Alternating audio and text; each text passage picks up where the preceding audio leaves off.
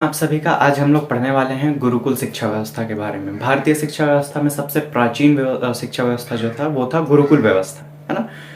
आज के टाइम पे हम लोग मॉडर्न एजुकेशन पढ़ते हैं। ये कब आया? तो जब अंग्रेज लोग इस जगह पे आए और वो लोग अपना कब्जा कर लिया, उसके बाद वो लोगों ने मॉडर्न एजुकेशन दिया, उसके अनुसार पढ़ाई होने लगी और आज हम लोग वही पढ़ते हैं। लेकिन सबसे प्राचीन सिस्टम है हमारा गुरुकुल सिस्टम।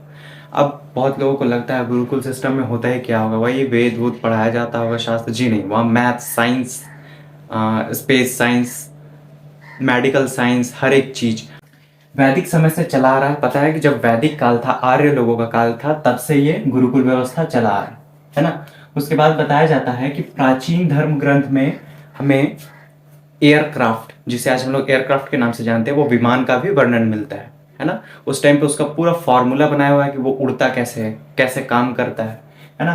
भारत लोगों ने शून्य का खोज किया, आप जानते हैं।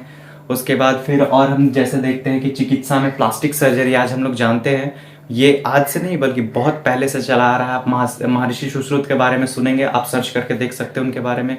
मेडिकल साइंस के हर एक चीज़ जो आज है वो पहले भी हुआ करते थे। हमें लगता है कि आज हम लोग डेवलप किए हैं, बहुत पहले हम लोग डेवलप हो चुके थे ना।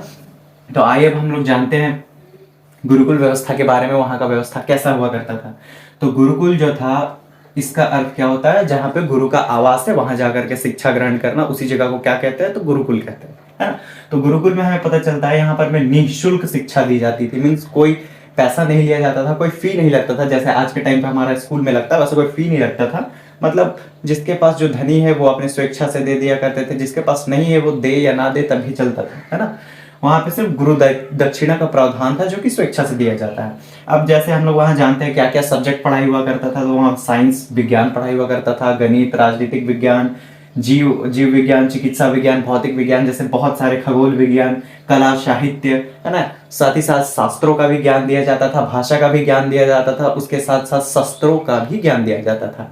और ऐसा होता था जो भी इस गुरुकुल से पढ़ के निकलता था, जिस चीज पे पढ़ता था, जैसे आज के टाइम पे होता है ग्रेजुएशन कर लिया हिस्ट्री ऑनर्स के ऊपर और हिस्ट्री से रिलेटेड कोई क्वेश्चन पूछे तो बता नहीं पाते, लेकिन उस टाइम पे जिस सब्जेक्ट को गुरुकुल में पढ़ाया जाता था उस पर वो बिल्कुल महारथी हुआ करते थे। आप जैसे इतिहास में सबसे ज्यादा रामायण, महाभारत, ये सब उठा के देख लो, जो जिस चीज का विद्या लिया उस पर वो मास्टर था। ओके, अब हम लोग जानते हैं इसमें और क्या क्या सीखने को मिलता था, जैसे कि अच्छे गुण, गुरु के सोने के बाद सोना है, गुरु के जगने से पहले उठना है, गुरुकुल की साफ सफाई होनी चाहिए, वहां पर मैं भिक्षा लेकर के अपना पेट भरने का प्रावधान था, जिससे स्टूडेंट्स स्ट्रगल करना सीखते थे, है ना? जिससे उन्हें आगे आने वाली भविष्य में कठिनाइयों का सामना करने में ज़्यादा दिक्कत ना हो, इसलिए उन्हें भिक्षा लेकर के खाना पीना ये सब सिखाया जाता था। अच्छे गुण सिखाए जाते थे, संस्कार और व्यवहार संस्कार, चाहे वो शिक्षक के साथ हो, घर वालों के साथ हो, किसी के साथ भी हो, अच्छा संस्कार सिखाया जाता था।